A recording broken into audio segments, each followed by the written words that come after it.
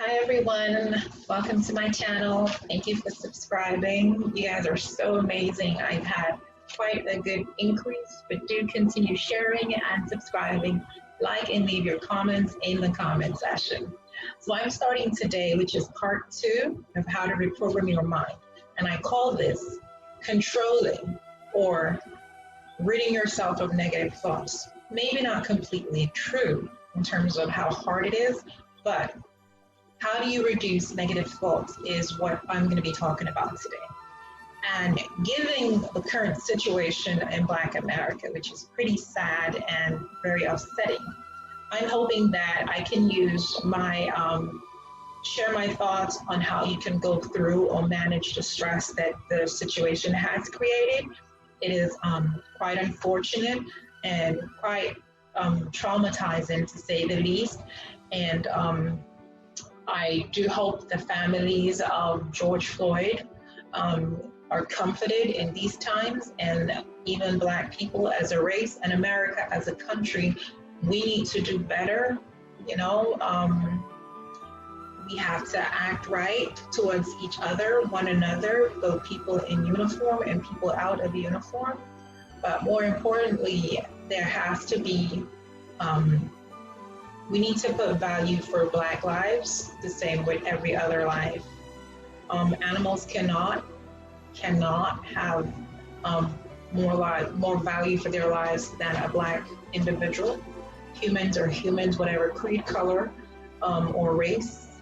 Okay, and if you are not afraid of a lion and you are a tiger or a bear, 3 ancestral signs of fear in a human psychology. If you're not afraid of lions, tigers, and bears, but you're afraid of a human being who happens to be Black, then something is wrong with that psyche or psychology, and you need to change that BS.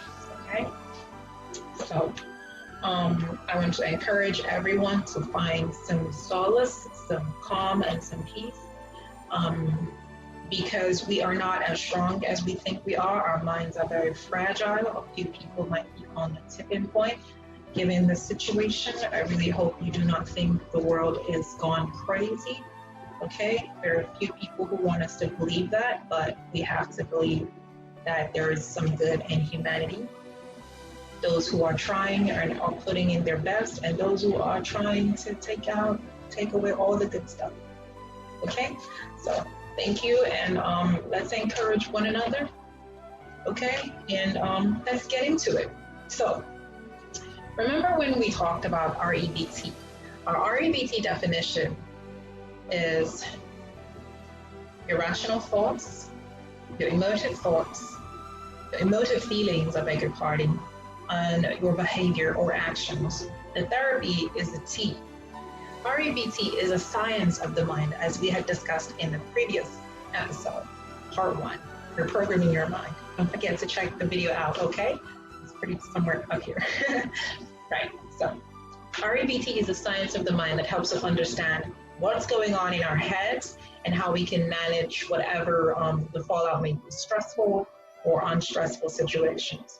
Now, the idea of REBT is, as advanced as we are, believe it or not, as advanced or technologically advanced or biologically advanced as we are as a human race, we still default to our ancestral reactions when it comes to fear or stress or even happiness.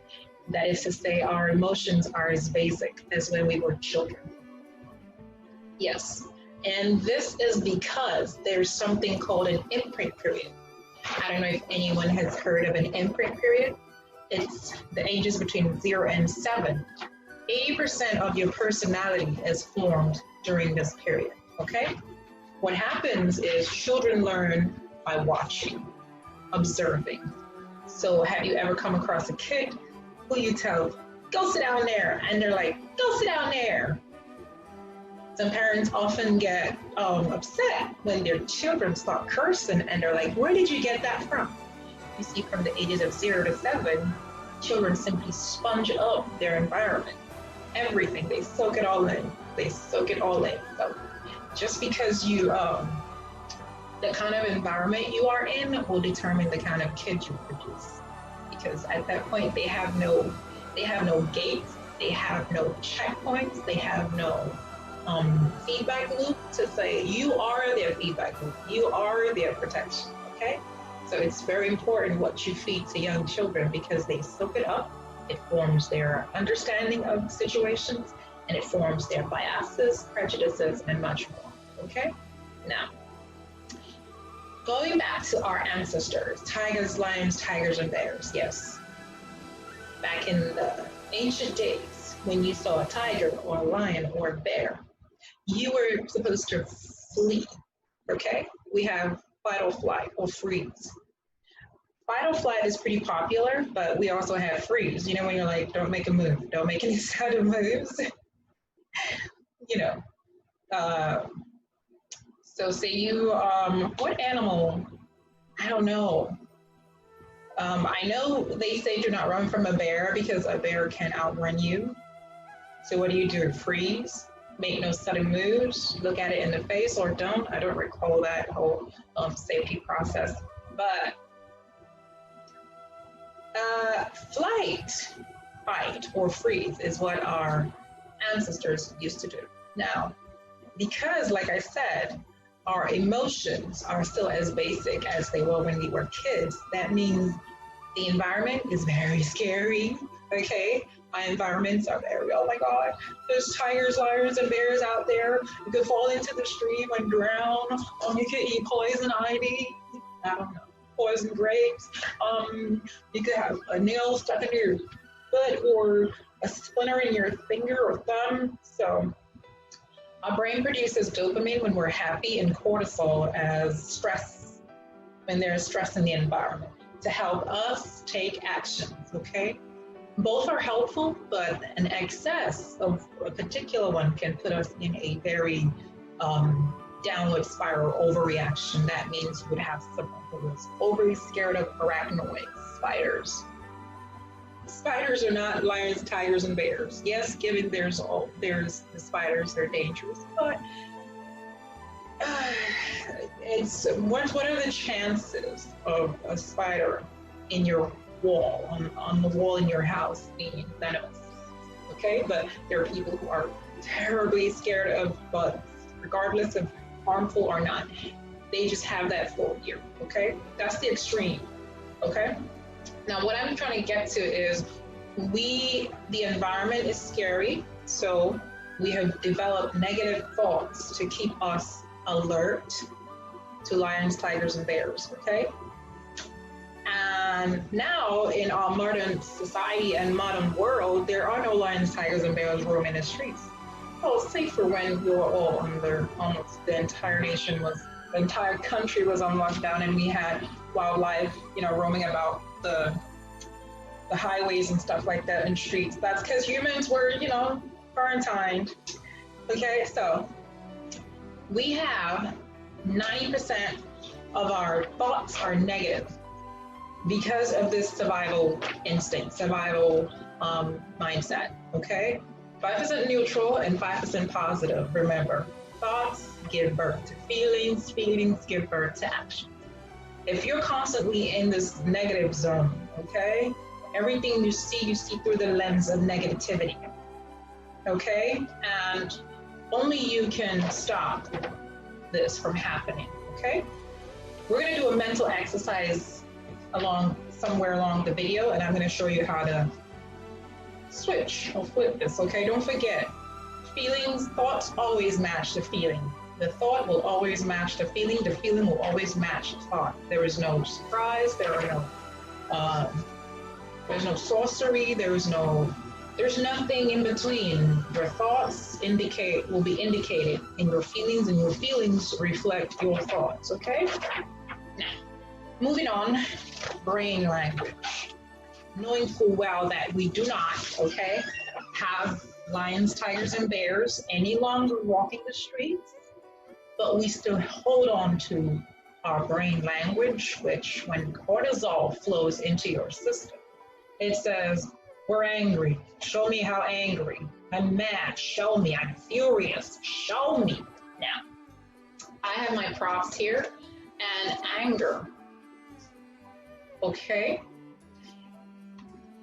Angry thoughts produce angry feelings. This is in my thought process now. Look at the intensity. There are people who are angry, but they're not furious, and there are people who are furious. Now, this is really high intensity. How do you stop? Brain language determines your action, okay? If you keep your thoughts on intensity, okay, you will do something crazy with this level of intensity. Now, if you are only upset, you're not going to go punch somebody's face because you're upset. I am assuming that furious is as high for most people, okay? So why don't we start? This is a lower spectrum of intensity. This is a higher spectrum of intensity. In therapy, okay, it helps to help people step down and move till we can go to a much desirable emotion. So I'm furious about something. A lot of people are furious about the death of George Floyd. A lot of people. Can you imagine how angry his family are, his family members? His family must be very, very furious. But because of your disposition towards the world, towards police, you know, you could, I'm so furious. Some people would say they're mad. Some people would say they're upset. And some people would say it's such a challenging situation. Each definition gives off a certain amount of intensity of emotion, okay? We want to come down to challenge. Now, this is not to say the situation is not as terrible. This simply means you are not allowing it to control you, okay? Because a furious person might shoot a gun. Someone who is mad might throw a punch. Someone who's upset might curse. Someone who thinks it's a challenge. Do you get where I'm going with this? So, different feelings will produce different actions. You want to step it down. Now, say we're not talking about George Floyd, we're talking about couple fighting, we're talking about parents to kids, we're talking about kids in a playground, we're talking about road rage. Road rage is definitely at the top of furious, of intensity. But there are people who will respond to a swipe, you know, a driver, you know, kind of coming out of the corner and doing some silly stuff. Some people will just be upset. Some people will be like, oh my God, how does DMV allow some people drive? Okay? Now let's go to definition, okay? Definition says, this is a problem. Now, when you call something a problem, your brain automatically shuts down and says, we can't fix it. There's no need to try it. We're not even going to go into it. Is that really what you think? Say you're having trouble solving math. Say you're having trouble with your housing or your bank and credit cards. And you say, I have problems in my life. That's a very bad way to define situations, okay? You could say it's challenging, okay? Given the coronavirus, loss of jobs, loss of customers, you know, it's a challenging situation. Don't call it a problem. Problem shuts down your ability to resolve it, okay? Failure. Failure. Now, a lot of people say their business has failed, but the same person might have been your second business. That might have been your third. It's feedback about you, about your choice products, about your target customers, okay? Your funding system, your business model, feedback. Do not call it failure. Failure terminates your ability once again to resolve the issue. Feedback means you have to review your inputs, review your processes, and see if it gives you the outcome. If it doesn't, you keep tweaking and changing and making adjustments, okay? See, this allows you to actually participate in resolving the situation. When you say you're a loser at playing games, you're a loser at driving, you're a loser in life. Come on, you're not dead. unless you're dead. Okay? As long as you're alive, as long as you're at it, you are learning. So it's very important to change the language. That's one way of resolving the issue. Whoops, I just knocked down my clock. Okay, now, one way we can say, okay, so where did I get these thoughts, belief systems? I want you to consider belief systems with this short abbreviation, BS. Okay, there's nothing righteous or holy about your belief system. They are as acquired as a taste for scallops. Don't get me wrong, okay? They are as acquired as a taste as, stop it, okay? Don't go, I'm too bougie. I don't do any, I only eat with golden spoons. Okay, whatever makes you happy. Belief systems, they're not real. Don't kid yourself. Stop taking yourself seriously, okay? It's BS. Why? Because you can change it. You decide, this is what I'm going to believe in. Now, what if your belief is a bias? Worse, prejudice. Are you going to hold on to it? Okay? You have to change it. And how do you change a belief system? You dispute it. Is it true? If something is not true, what does that make you? I wouldn't like to say egotistical maniac, but hey, if it fits. Usually when you're wrong, you want to change because people only hold on when they feel they are right. I am right. What happens when you're wrong? Oh, I was wrong. I'm sorry. You change. Okay? So, how do you change when you dispute your belief system? You have to provide new beliefs. Okay? That means you have to insert a better truth or a helpful truth. Is this helpful? Okay? How do you dispute? What if? Prove it. Is this working for you? Is this a good idea? Is this a good way to live? If you are upset with your neighbors, or if you feel the kids in your neighborhood are so loud and you just keep yelling and reporting and calling, and you have to wait for 21 years or maybe 18, I don't know, 15 years, because kids will not stop being kids. Is that a good way to live? Just move, okay? Move, especially if more than half of your neighborhood has kids. It's a kid neighborhood. Move, okay? Your BS needs to be disputed. Is it true? Is it helpful? Prove it. Someone says, school kids are dumb. Prove it.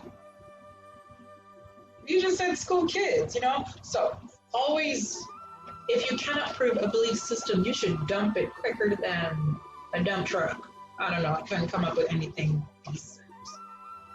Okay? Dispute your belief system. Now remember when I said we're gonna do a mental exercise, okay?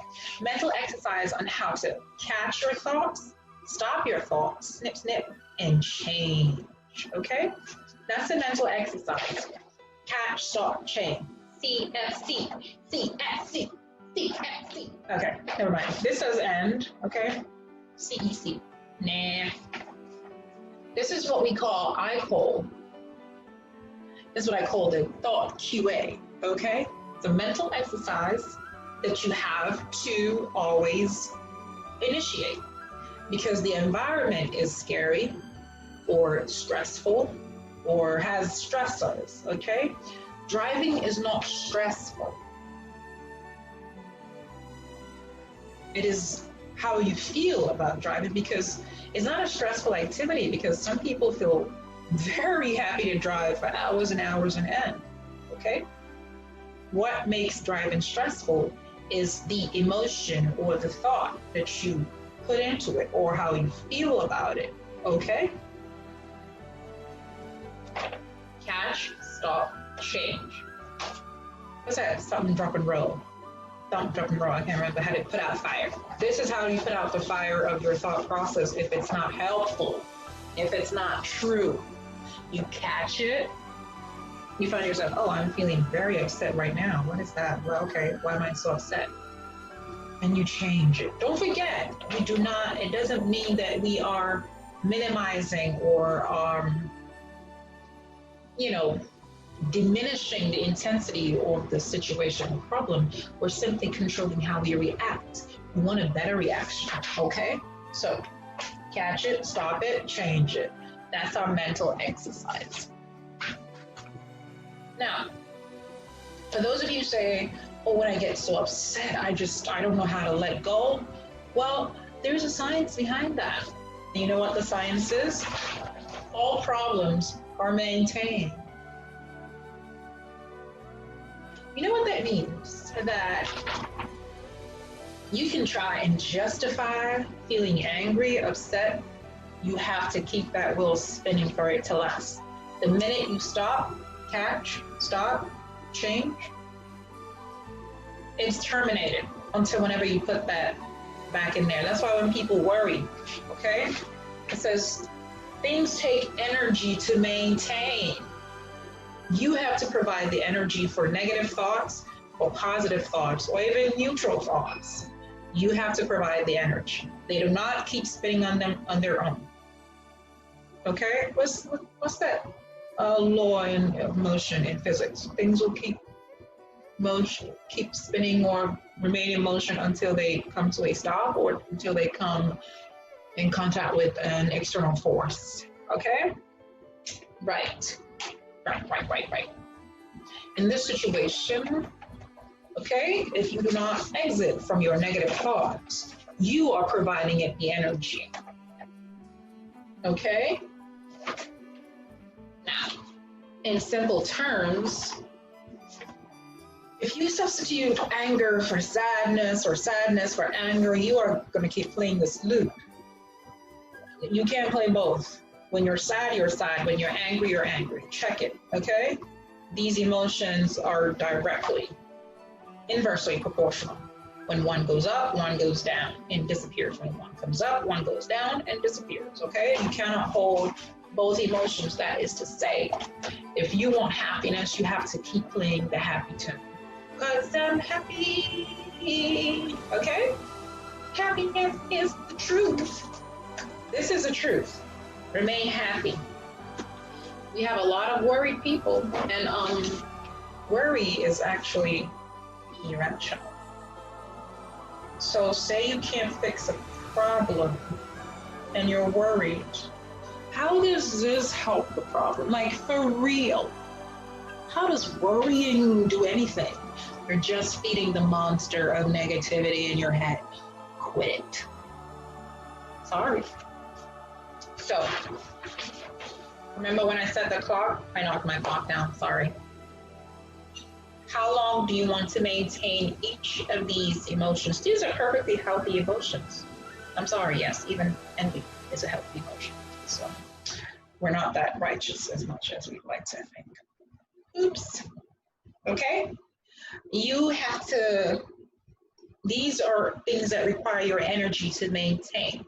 So you need to tell yourself, how many minutes, how many seconds, how many days am I going to stew in these thoughts, doubt, fear, negativity, guilt? You have to maintain these emotions for them to exist in your head, in your thoughts, okay?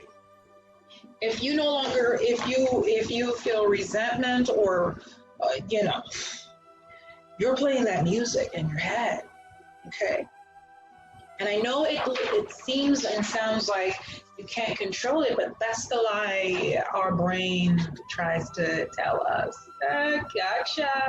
So now that we've come to the end of the video, I'd like to remind you, please and please and please, substitute whatever emotions you have with these, because these are very few and far in between. Remember, we have 90% negative thoughts because of how negative and fearful the environment is. The only way to change this, stop.